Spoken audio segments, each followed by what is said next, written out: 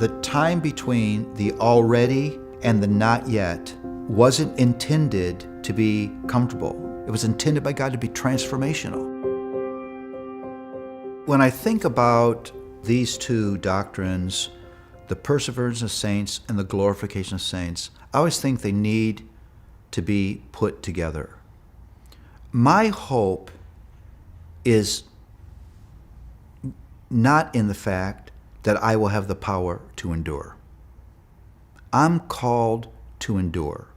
Now, if someone says to you, well, you're going to have to persevere, you know whatever's coming next is not going to be comfortable. The whole doctrine of perseverance and endurance tells me two things. One, I live in a broken world where things are not functioning the way God intended, and life is going to be hard because of that. I'm going to face temptations every day. And I still have a susceptibility to those temptations, so I'm going to need to endure. And then that God is going to use trial to work good things in me. That hardship in the hands of God is a workroom of grace.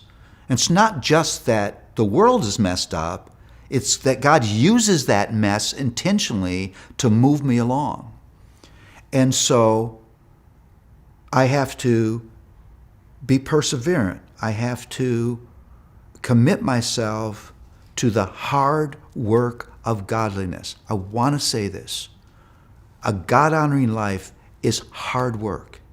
It takes sacrifice. It takes discipline. It takes commitment. Now, there are pockets of wonderfully comfortable moments because God loves us and He gifts us with those things.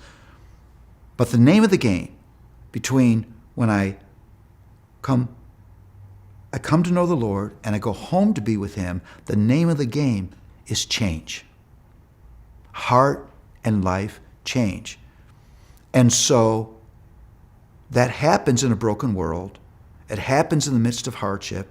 Everybody around me will fail me. Things around me won't work as they were intended to work. God's going to put trial in my pathway because He loves me and He wants to grow me. And so I've got to be committed to persevere. Why you need to attach glorification to that is glorification tells me God will complete His work. It's not just me striving. There's going to be a day when I will actually be as holy as God has declared me to be. I will be completely holy, actually holy. I will be like my Redeemer, and I will live with Him in utter perfection forever. And in those days when it's hard, I have to hold on to that. That I'm facing something today that I don't know how I'm going to get myself through. But this God is not going to let go of me. And He's going to hold on to me until this work is done. I think in the midst of your daily perseverance, glorification can get you up in the morning. And no, it's worth enduring. Because I'm not in this hardship by myself.